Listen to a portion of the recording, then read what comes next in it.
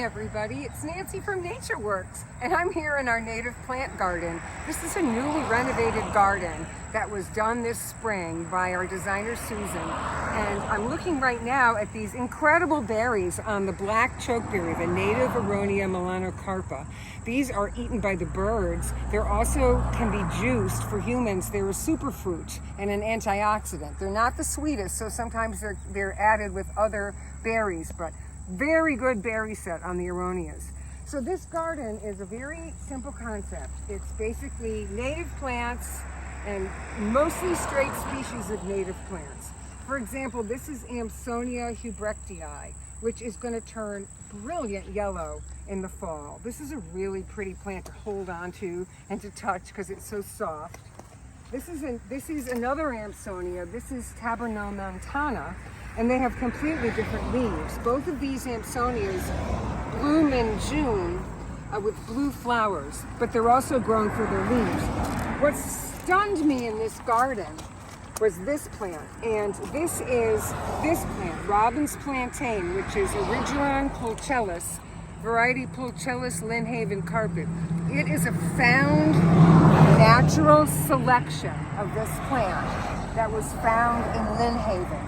And what is interesting is I know that this was planted in May at this size, and this is how big it's grown. In the same size, has doubled or more in size. I walked up to this today and I could not believe my eyes.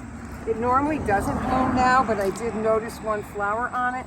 So that's the beauty of these demonstration gardens, is that you're able to see plants, what they're going to do, and understand what they're going to look like in your garden. For example, this is Boneset, which is Eupatorium perfoliatum. And perfoliatum means the leaves are clasped along the stem. Now this gets really tall. So when you buy this on the benches, you're like, oh, I got room for that. So it's really important to know what a plant is going to do. This is Rhaetus squarosa, and you can see that it's been cut back and it's blooming again. And then this is rattlesnake master, Eryngium yucifolium. Look at how that's unfolding. And we have this in another garden, but it's good to have it in the native plant garden so everybody knows what's going on. And this is a native plant that's been in this garden for a long time. It was one of the ones that remained during the renovation. Rudbeckia laciniata herbstone. And what's fun about this is this one was pinched and this one was not. So it's a really good example of how you can manipulate the heights and the bloom period of a plant by pinching. So as you walk through here, you can just see it's very simply done, but it does show you what the plants are, and everything is labeled. So this is prairie smoke, Geum triflorum. And then if you're trying to learn your goldenrods, I put this in the email last week. This is Solidago nemoralis, which is the gray goldenrod. It has little hairs on the stems. And as you can see, it's probably about 2.5 to 3 feet tall. So this is an early blooming goldenrod. So if you don't know all your goldenrods, this is one way to learn, by coming here and looking to see what the labels say.